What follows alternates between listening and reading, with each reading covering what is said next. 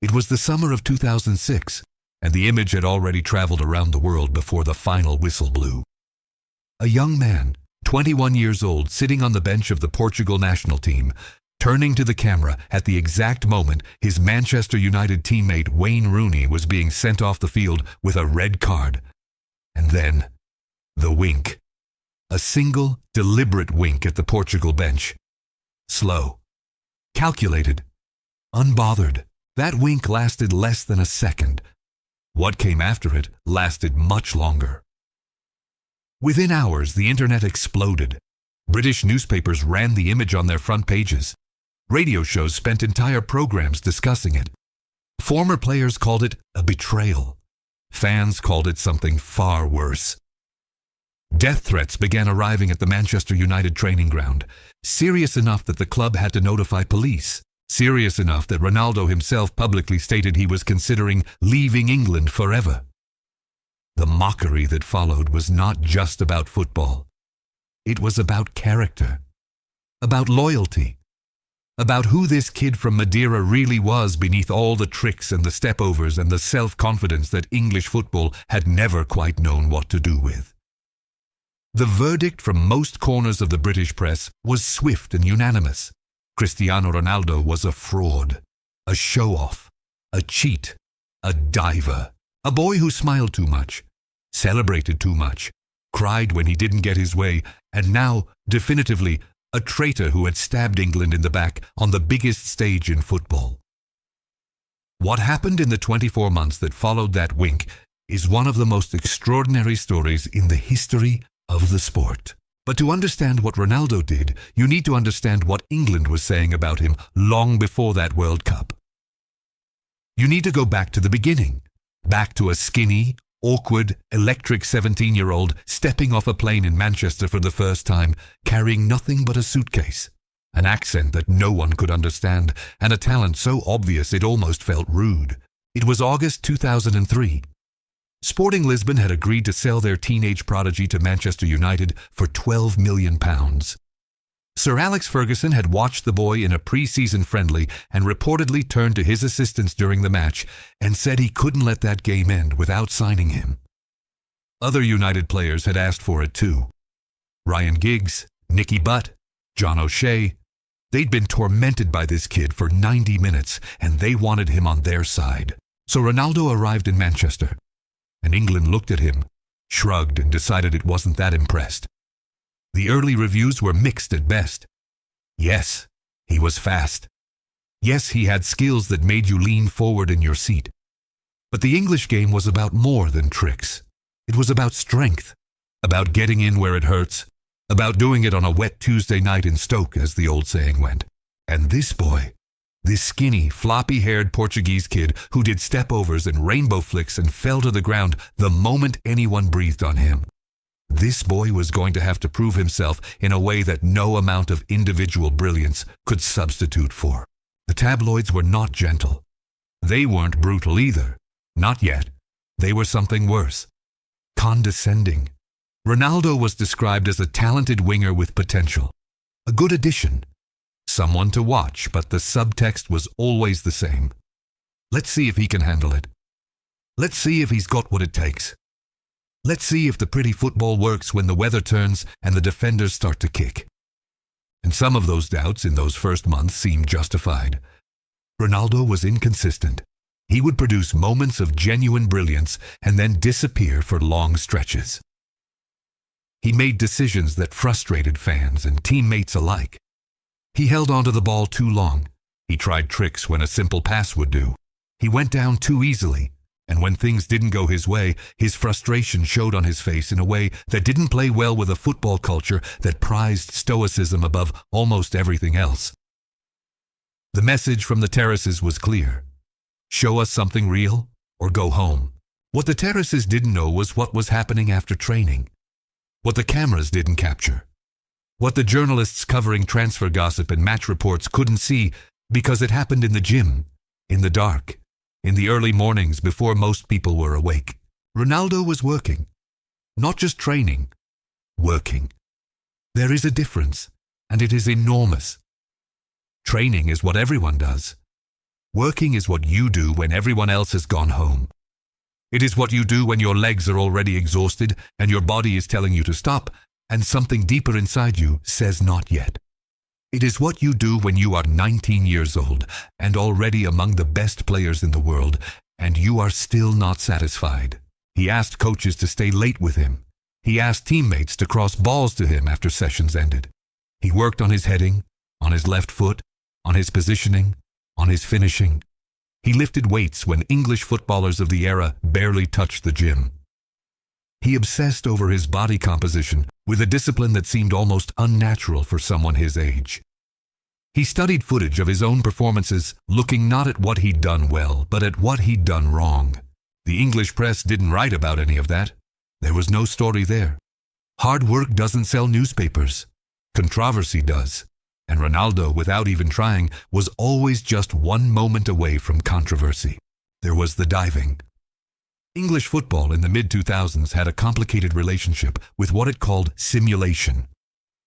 The truth was that the line between a foul and a dive was interpreted very differently in Portugal, in Spain, in Brazil, than it was in England. Contact that would result in a penalty in Lisbon was expected to be run off at Old Trafford. Ronaldo came from a football culture where you used your body intelligently, where you understood that drawing fouls was a skill, where going down under contact was not weakness, but awareness.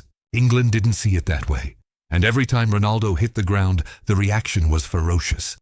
The boos from opposition fans became a kind of ritual. The columns in the press became repetitive. He dives, he cheats, he falls over, he cries to the referee. He cares more about getting free kicks than about actually playing football. None of them stopped to consider that he was also in these same seasons becoming genuinely better at an extraordinary rate.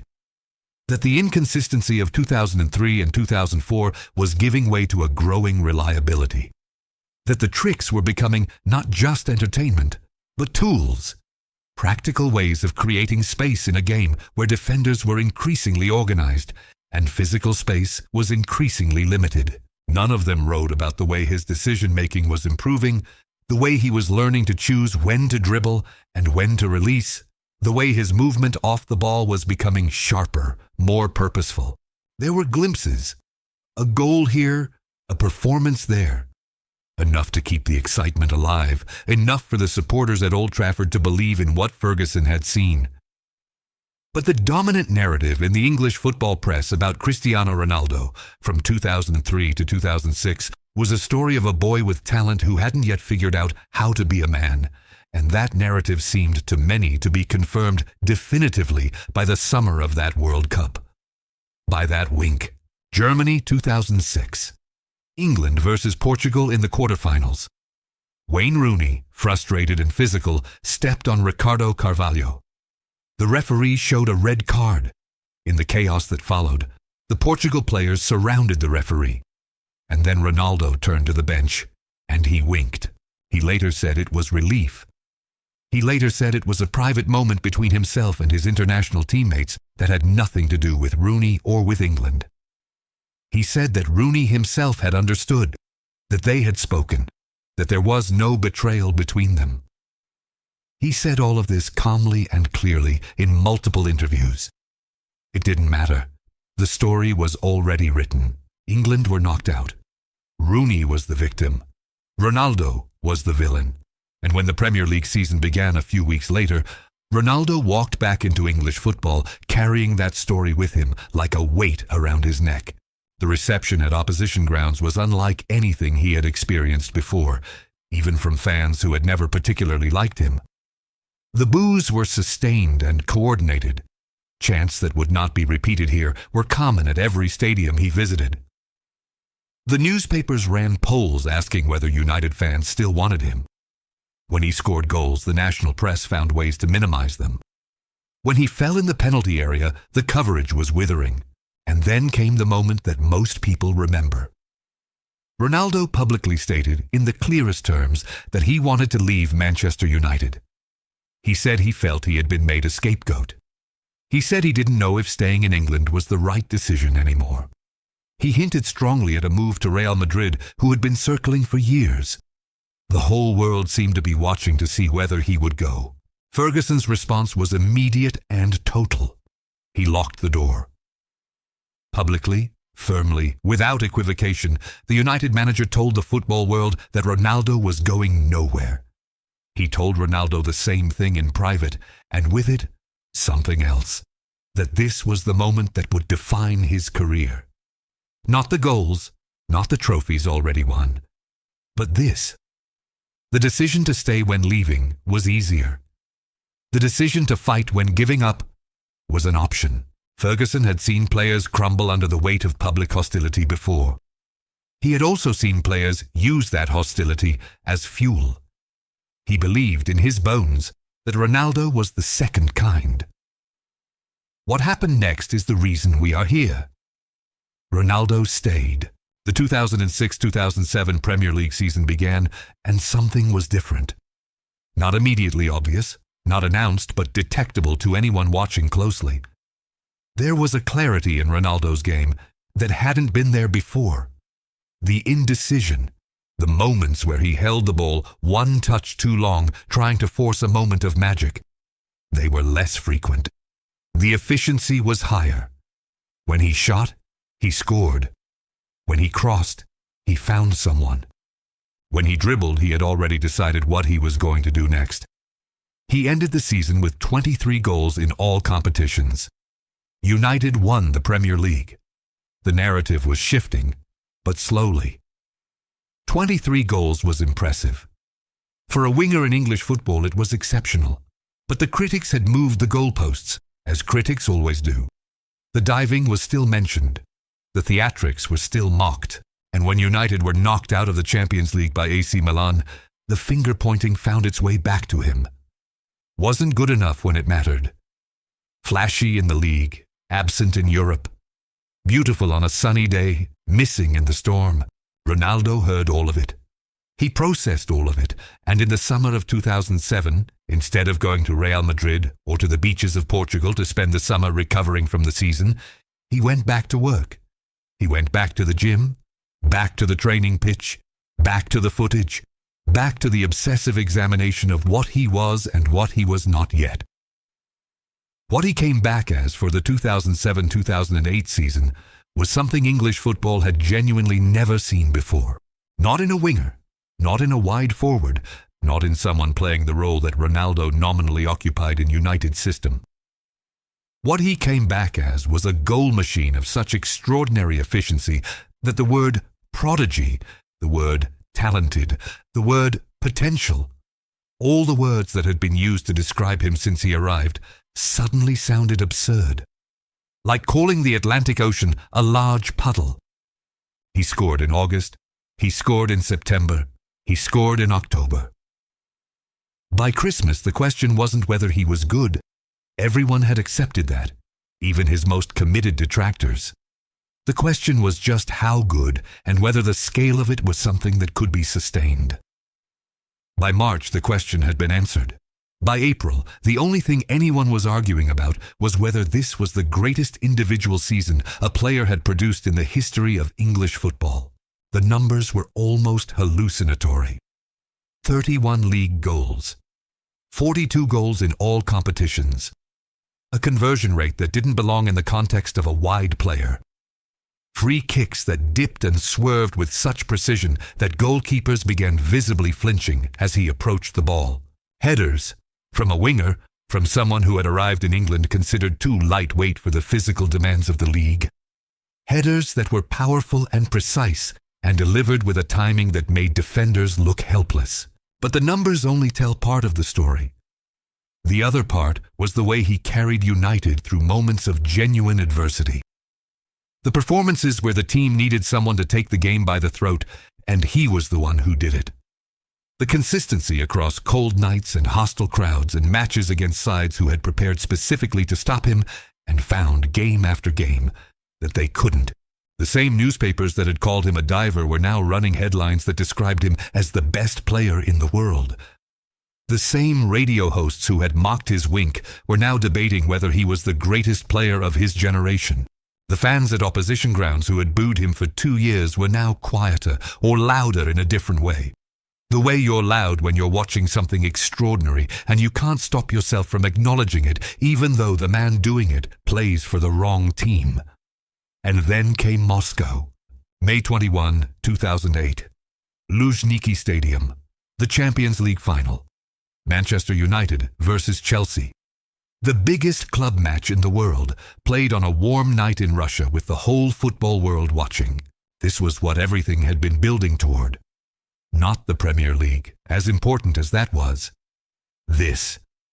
The European Cup. The trophy that separates the great from the legendary. The stage on which reputations are confirmed or destroyed, where the players who can handle everything find out if they can handle one more thing. Ronaldo scored in the 26th minute. A header, muscular and well-placed from a delivery by Wes Brown. He rose above the defender and guided the ball into the corner with authority.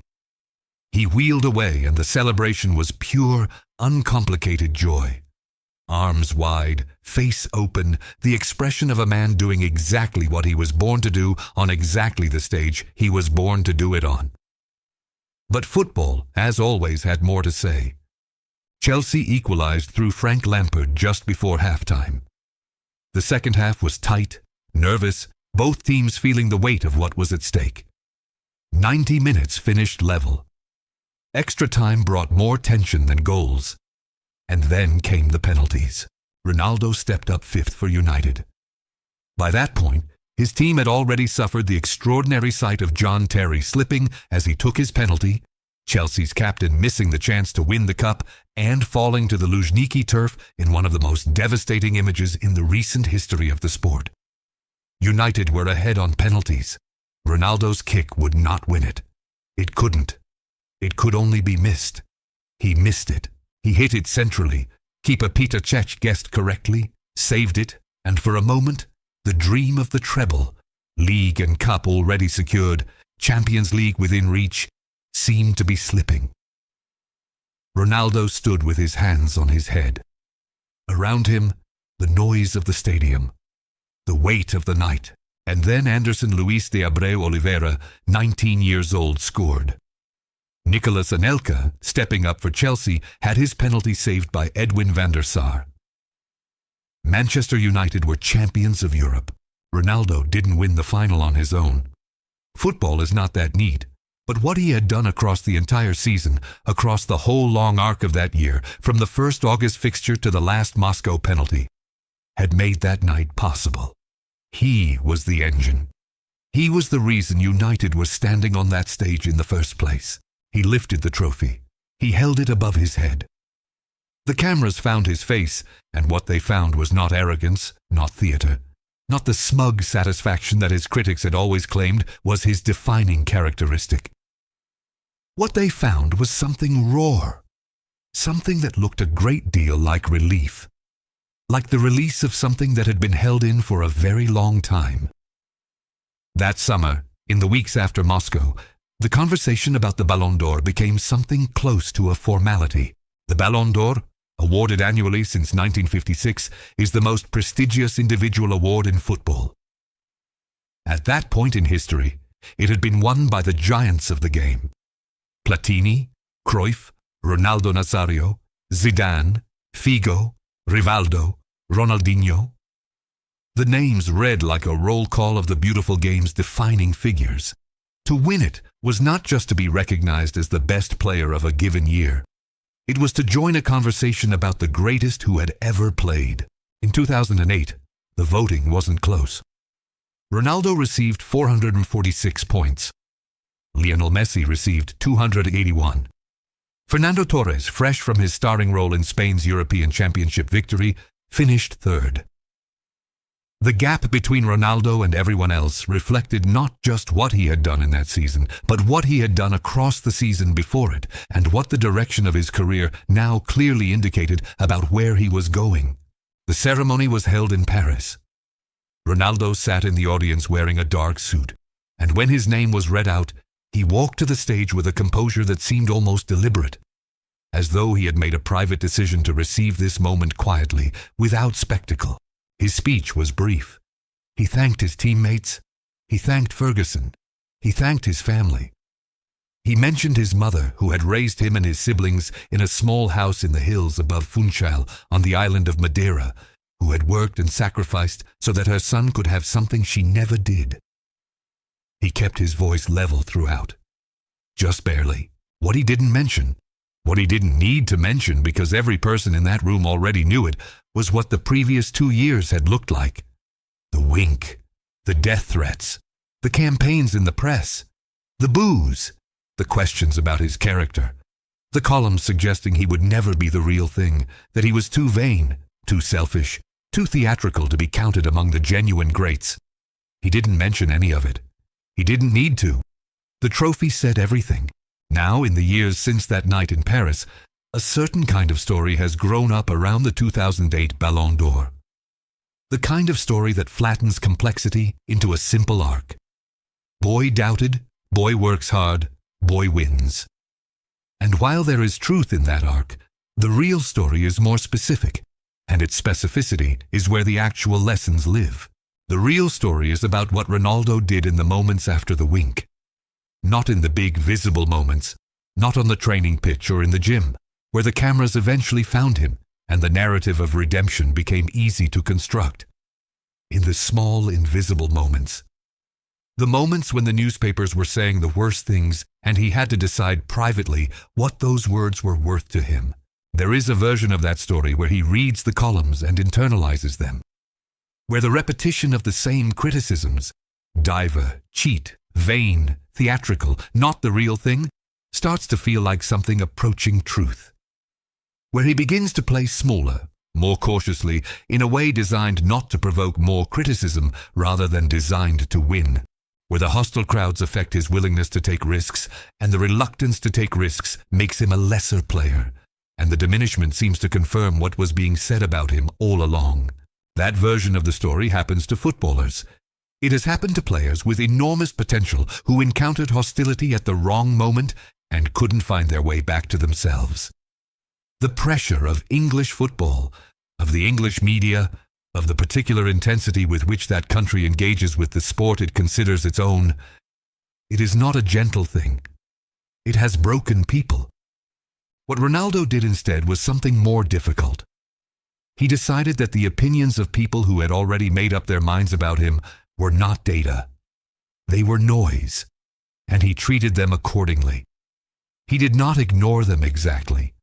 To ignore something requires effort, and what Ronaldo eventually achieved was something beyond effort, a kind of deep confidence in his own evaluation of himself that made external noise genuinely secondary. Not irrelevant, not painless, but secondary. He knew what he was doing in training. He knew what his body could become if he continued to treat it the way he was treating it. He knew what his game could look like if he kept making the marginal improvements, kept eliminating the weaknesses, kept asking more of himself when it would have been entirely reasonable to stop. He had a picture in his head of what he was building, and that picture was more real to him than anything a newspaper columnist wrote about a wink. This is easier to say than to do.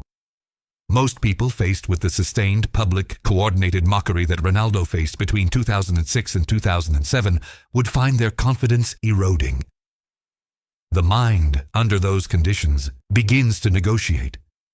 It says perhaps they have a point, perhaps I should be different, perhaps the version of myself that makes people comfortable is better than the version of myself I actually believe in. Ronaldo's mind didn't negotiate. And the reason it didn't negotiate is worth understanding, because it had nothing to do with arrogance and everything to do with preparation. He had done the work. He knew he had done the work. The certainty that comes from that knowledge is a different thing from the bravado of someone who has not. Bravado says, I am the best. The confidence of genuine preparation says, I know what I have put into this. It is quiet rather than loud. It is specific rather than general, and it is extraordinarily hard to shake, because it is not based on how other people see you, but on what you have actually done. He had done the work. He kept doing the work.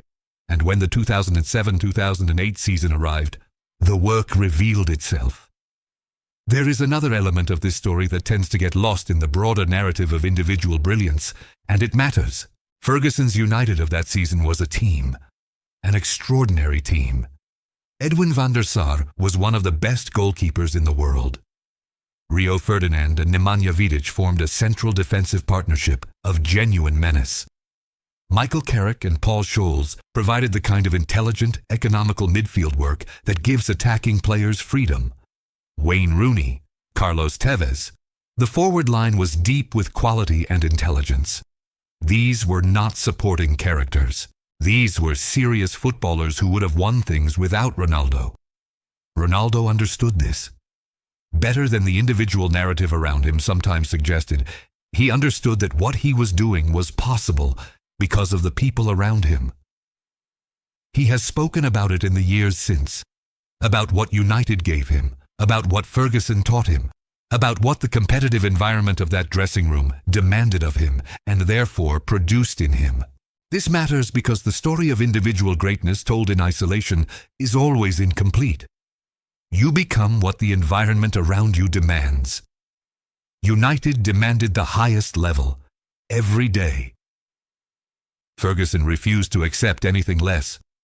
The other players in the squad set a standard that made complacency impossible.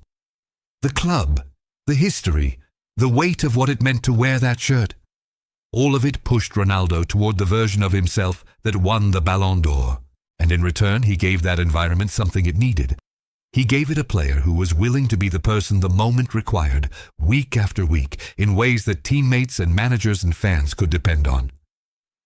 The consistency of his output across that season was not just individually impressive. It was a gift to the team, a certainty that they could build around, a known quantity in a sport where certainty is vanishingly rare. Great teams make great players. Great players make great teams. The 2007-2008 Manchester United squad understood this in practice, even if they might not have framed it that way in words. There is one more thing worth saying about what Ronaldo's 2008 Ballon d'Or represented, and it has nothing to do with football specifically. The people who wrote the columns calling him a diver were not, most of them, stupid people. The fans who booed him were not, most of them, bad people. They were people operating on the information they had, filtered through the cultural assumptions they carried, and arriving at conclusions that seemed to them entirely reasonable, given the evidence. The problem was not that they were wrong to apply standards. The problem was that the standards they were applying were wrong for the person they were applying them to. They were asking Ronaldo to be a certain kind of English footballer. Stoic, physical, self-deprecating, emotionally contained. And when he failed to be that thing, they interpreted the failure as character weakness rather than as evidence that he was something else entirely. What he was an expression of a different tradition. Portuguese, yes, but more than that. A tradition of football as individual artistry, as an almost aesthetic pursuit, as something closer to dance than to war. The English press looked at his stepovers and saw showing off. What they were actually watching was a player who had grown up in a culture that understood creative expression and calculated risk differently, that valued the moment of individual invention as something precious and worth protecting. And his response to the criticism, not to eliminate the artistry, not to become the stoic English physical footballer they seemed to want, but to add to his artistry the efficiency and the consistency and the ruthlessness that the English game respected, was a kind of genius in itself. He didn't choose between the traditions. He took both of them and forged something new. 42 goals in a season. From a winger. With stepovers and free kicks that swerved through the air with impossible curves and headers from 40-yard sprints and penalties delivered with enough power to break the net. He did not become English. He made English football come to him. By the end of that season, even the most resistant voices in the British press had to find a new language for what they were watching. The old language, the language of doubt, of immaturity, of theatrics without substance, had simply become inadequate. The evidence had overwhelmed the narrative. And that perhaps is the deepest lesson of this story. Not that hard work defeats doubt, though it does. Not that talent combined with discipline is irresistible, though it is. The deepest lesson is about the relationship between narrative and reality. The narrative that England constructed about Ronaldo between 2003 and 2007 was compelling and detailed and internally consistent, and it was built on real observations, real moments, real behaviors that people saw with their own eyes. And it was still wrong. It was wrong because it was a snapshot mistaken for a film. It was wrong because it looked at who Ronaldo was at 20 and decided it knew who he was going to be at 23. It was wrong because it confused the medium-term constraints of his development, the inconsistency, the poor decisions, the cultural adjustment, for permanent limitations of character. It was wrong because it looked at the surface behavior and drew conclusions about the underlying person without access to what was actually happening inside him, in the gym, in the early mornings, in the accumulation of thousands of hours of work that were invisible to anyone who wasn't there. The people who were there knew. Ferguson knew. The coaches knew. The players who trained alongside him every day knew that something extraordinary was being built, that the rate of improvement was not normal, that what was happening was not the story of a talented boy failing to grow up, but the story of a genuinely exceptional person doing the very hard, very slow, very invisible work of becoming what they needed to become.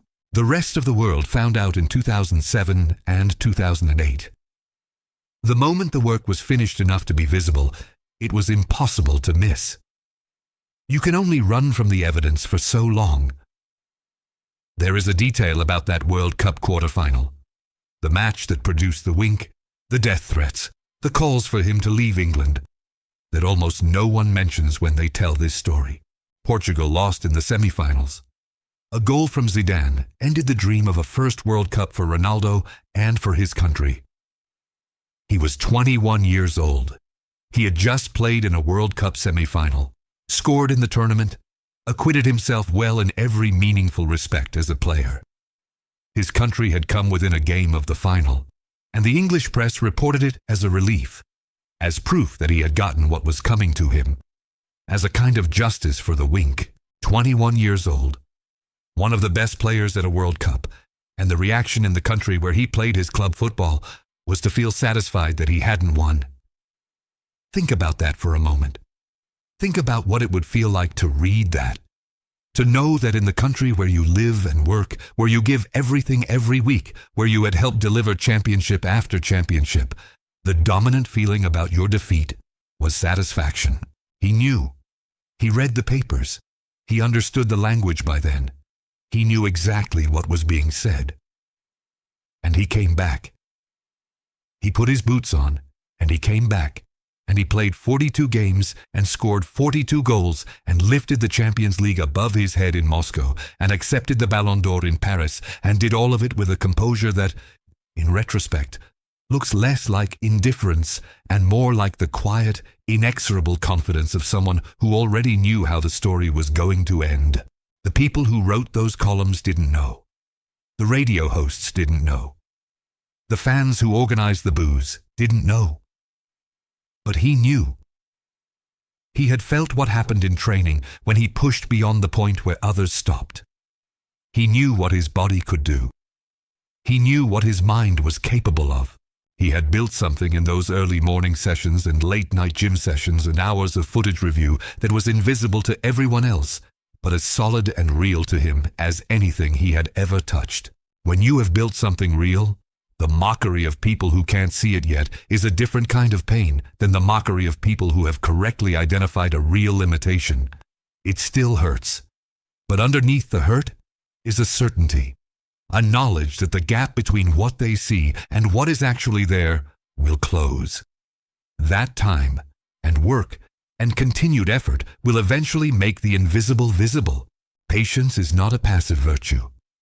Not in this context. Patience is the active daily choice to keep building even when the building is not yet recognized. To keep working on the structure even when people are looking at the scaffolding and calling it ugly. To trust the process even when the process produces no immediate validation. That is what Ronaldo did. In the hotels, in the training grounds, in the quiet of his own preparation, he chose again and again to build rather than to argue, to act rather than to justify, to play rather than to explain. The Ballon d'Or was not the point. The Ballon d'Or was the receipt. The proof of purchase for something he had already paid for in full across thousands of hours that no one saw and no one wrote about and no one celebrated because there was nothing to celebrate yet. Just a young man from Madeira choosing, over and over, to become. The last thing worth telling in this story is small and easy to miss. After the Ballon d'Or ceremony in Paris, several of the journalists who had been the most persistent in their criticism of Ronaldo during the dark years wrote pieces attempting to reconcile what they had said then with what was now undeniable. Some of them were gracious about it. Some were more qualified. Most of them found a way to suggest that while the conclusion had been wrong, the concerns at the time had been reasonable. They were not entirely wrong about that. The concerns had been reasonable. Uncertainty about whether a talented young player would develop into a great one is reasonable. The question is what you do with that uncertainty. Do you hold it as uncertainty, as something that will be resolved by time and evidence? Or do you collapse it into certainty and sell the certainty as fact? The English press in those years mostly collapsed the uncertainty into certainty. They decided they knew who Ronaldo was before they had enough evidence to know. And when the evidence arrived in the form of 42 goals and a Champions League and a Ballon d'Or, the adjustment required was large enough to be uncomfortable. There is a lesson there too, about the cost of premature conclusions, about the damage that confident wrongness does, not just to the person being wrongly judged, but to the credibility of the person doing the judging. The newspapers that had been loudest in their mockery were now compelled to be loudest in their praise, and the overcorrection was visible and slightly awkward, and some of their readers noticed the distance between the two positions. Being wrong is not a failure. Being wrong and then refusing to examine how you were wrong, that's the problem. Because if you don't examine how you were wrong, you don't update the process that produced the wrong conclusion. You just move on to the next confident judgment, carrying the same flawed tools with you. Here is where the story of Ronaldo and England leaves us. A boy arrived in Manchester carrying a talent so obvious it attracted one of the best managers in football history. England looked at him and saw the talent, and also everything that wasn't yet there. The consistency, the efficiency, the physical dominance, the mental composure under sustained pressure. England saw all of that absence and decided it was a permanent condition rather than a temporary one. The boy decided England was wrong. Not loudly, not in press conferences, not in columns written in response to other columns. He decided it in the only language that actually matters. In action, in preparation, in the accumulation of a million small choices to be better today than yesterday. 5 years after arriving in England as a skinny unknown, he held the most prestigious individual award in the history of football. The same hands that had been described as too weak for the English game, the same legs that had been accused of going down too easily, the same mind that had been called too vain and too theatrical and too concerned with the surface of things. Those hands held the Ballon d'Or, and the story was complete. Not because the trophy validated him, not because he needed the validation, but because it made visible to everyone who had refused to see what had been there all along. The next time someone laughs at your ambition, the next time a confident voice tells you that you don't have what it takes, the next time the crowd is louder in its doubt than you are in your belief. Remember what Ronaldo did in the winter of 2006 when the death threats arrived and the newspapers called for him to leave, and the easy thing was to go. He stayed. He worked. He came back as something they had no language for yet. Your response to the people who mock you is not in what you say to them. It is not in the argument you make, or the evidence you present, or the case you construct for why they are wrong. Your response is in what you do next. It is in the quality of the work that no one sees. It is in the preparation that happens in the dark, before the audience arrives, before anyone is watching. The audience always arrives eventually. Make sure you are ready when it does.